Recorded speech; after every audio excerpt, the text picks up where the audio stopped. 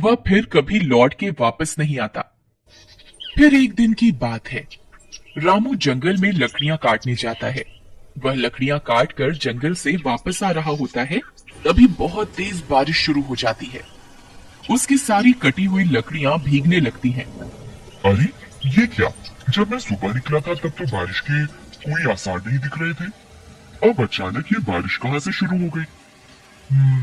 अब क्या करूं? तभी उसे एक गुफा दिखाई देती है। अरे यह तो वही खूनी गुफा है। इसमें तो जो जाता है वह कभी लौट के नहीं आता। अब मैं क्या करूं? इस गुफा में जाऊं या ना जाऊं? मेरे पास कोई दूसरा रास्ता तो है नहीं। एक काम करता हूँ, थोड़ी देर इस गुफा में रुक जाता हूँ। रामू उस गुफा के अंदर चल देता है।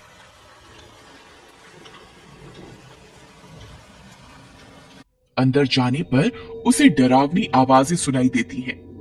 वह इधर उधर देखता है किंतु उसे कोई भी दिखाई नहीं देता। फिर वह थोड़ा और अंदर की ओर चला जाता है और फिर कभी वापस लौट के नहीं आता। उधर गांव में रामू की पत्नी और उसका बेटा चिंटू उसका इंतजार करते रहते हैं, लेकिन पूरी रात गुजर जाती है और रामू घर वापस नहीं आता। फिर अगले दिन सुबह होने पर रामू की पत्नी और उसका बेटा गांव वालों के पास जाते हैं और उन्हें रामू के लापता होने के बारे में बताते हैं। अरे भैया, मेरे पति कल जंगल गए थे लकड़ियां काटने, परंतु वे घर वापस लौट के नहीं आए। कोई मेरी मदद करो उन्हें ढूंढने में। अरे बहन यशोदा, मैंने रामू को कल जंगल में देखा था। वह लकड़ियां काटकर घर की ओर आ रहा था। तभी तेज बारिश होने लगी और वह उस बारिश से बचने के लिए उस खूनी गुफा में चला गया। तुम तो जानती ही हो, वह खूनी गुफा है। उस गुफा के अंदर जो भी जाता है वह कभी वापस लौट के नहीं आता है। हे भगवान, अब मेरे पति का क्या होगा? शामू भैया, आप हमारी मदद कीजिए। आप कुछ गांव वालों को अपने साथ लेकर उस गुफा में जाइए। क्या पता आपको मेरे पति और बाकी गांव वाले जिंदा मिल जाएं। नहीं नहीं बहन, हम वहां मरने के लिए नहीं जाएंगे। सब बोलते हैं उस गुफा में एक चुड़ैल है, जो भी उस गुफा में जाता है वो उसे कच्चा खा जाती है। नहीं नहीं, हमें माफ करो, हम तुम्हारी कोई मदद नहीं कर सकते। फिर यशोदा और उसका बेटा हताश होकर वापस अपने घर की ओर चल देते हैं। अपनी माँ को परेशान देख चिंटू अपनी माँ को बोलता है, माँ तुम परेशान मत हो, मैं बाबा को वापस घर लेकर आऊंगा। अरे बेटा, जब पूरे गांव वाले मिलकर उस गुफा में जाने की हिम्मत नहीं जुटा पा रहे तो तुम क्या कर लोगे? कोई बात नहीं बेटा, भगवान तुम्हारे बाबा की रक्षा करेंगे। जाओ, बहुत रात हो गई है, तुम अब सो जाओ। चिंटू रात भर सो नहीं पाता और वह अपने बाबा के बारे में सोचता रहता है। फिर वह फैसला करता है कि वह अपने बाबा और बाकी गांव वालों को जरूर उस खूनी गुफा से वापस ला कर रहेगा। यही सोचकर वह आधी रात को जंगल की ओर चल देता है। जंगल का रास्ता बहुत डरावना होता है। चिंटू को बहुत डरावनी डरावनी आवाजें सुनाई देती हैं, लेकिन वह बिना घबराए उस गुफा की ओर चलता जाता है। कुछ ही देर में वह उस गुफा में पहुंच जाता है।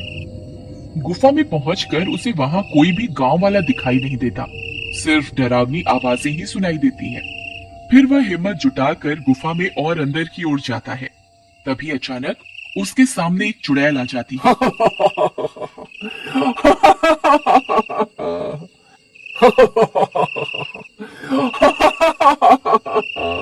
अरे ये कौन है जो इस गुफा में मरने के लिए आया है?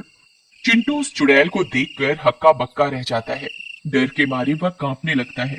उस चुड़ैल को देखकर चिंटू की हालत खराब हो जाती है, लेकिन वह भागता नहीं है और अपनी जगह पर डटा रहता है। चुड़ैल उसे बहुत डराने की कोशिश करती है, लेकिन वह अपनी जगह पर डटा रहता है।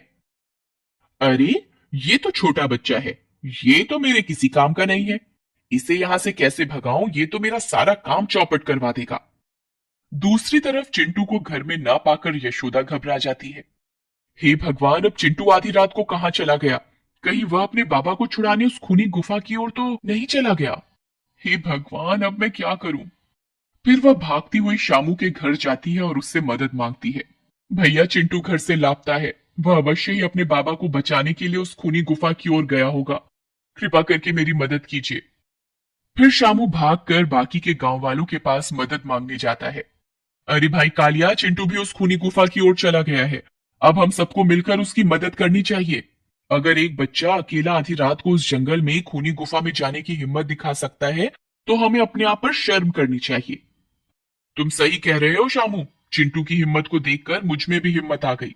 चलो हम सब उस खूनी गुफा में चलते हैं, जो होगा देखा जाएगा।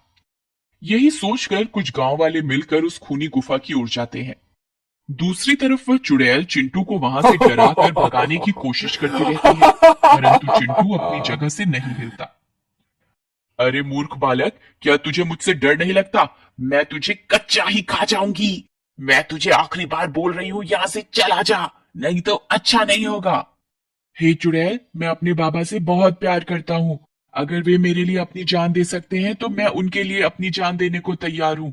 मैं उन्हें लिए बगैर यहाँ से नहीं जाऊंगा। अब मैं तुमसे नहीं डरता। तुम्हें जो करना है कर लो। अरे यार, ये तो बहुत बहादुर है, यहां से जाने का नाम ही नहीं ले रहा। कहीं मेरी सच्चाई सबके सामने ना आ जाए, अब मैं क्या करूं? तभी सब गांव वाले हाथों में मशाल लिए वहां पहुंच जाते हैं। अरे बाप रे, यहाँ तो चुड़ैल है। अरे दैया, भागो यहाँ से वरना ये चुड़ैल हम सबको खा जाएगी। सभी गांव वाले बहुत डर जाते हैं। अरे मूर्खों, डरो नहीं, देखो चिंटू उस चुड़ैल के पास ही खड़ा है। अगर ये चुड़ैल को खाना होता तो अब तक ये चिंटू को खा चुकी होती। जरूर दाल में कुछ काला है। तभी सब गांव वाले चिंटू के पास जाकर उसके साथ खड़े हो जाते हैं। लगता है आज तुम सबकी मौत तुम्हें यहाँ खींच कर ले आई है। हे चुड़ैल, चिंटू की हिम्मत देखकर हम सब में भी तुम्हारा सामना करने की हिम्मत आ गई है। अब हम तुमसे नहीं डरते।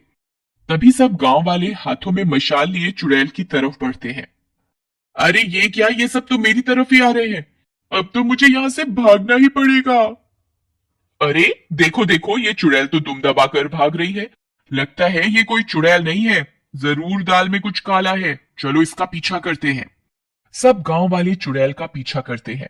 तभी चुड़ैल का पीछा करते करते गांव वाले ऐसी जगह पहुंच जाते हैं जहां उन्हें बाकी के सारे गांव वाले मिल जाते हैं।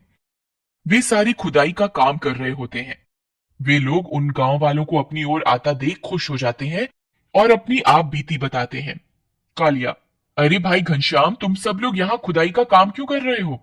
और तुम सब लोग वापस गांव क्यों नहीं आए पिछले 2 महीनों से?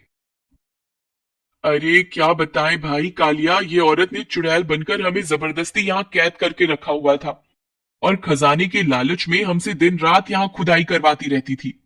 जब भी कोई गांव वाला हमारी तलाश में इस गुफा की ओर आता तो यह उसे डरावनी आवाज से निकालकर यहाँ से भगा देती थी और उसे अंदर नहीं आने देती थी। और जो कोई भी अंदर आ जाता था तो उसे भी कैद करके यहाँ खुदाई के काम में लगा देती थी। तब सब गांव वाले मिलकर उस चुड़ैल को पकड़ लेते हैं। मुझे माफ कर दो, मैं खजाने के लालच में तुम सबको डराती थी। मैं कोई चुड़ैल नहीं हूँ। मुझे मेरी गलती का एहसास है। तुम मुझे जो भी सजा दोगे मुझे मंजूर है। कोई बात नहीं, तुम्हें तुम्हारी गलती का एहसास हो गया, यही बहुत है। मॉरल, हमें कभी भी डरना नहीं चाहिए और किसी भी भूत चुड़ैल में विश्वास नहीं करना चाहिए। ये कहानी कहीं ना कहीं अगर आपके दिल को छुए तो प्लीज लाइक जरूर कीजिएगा।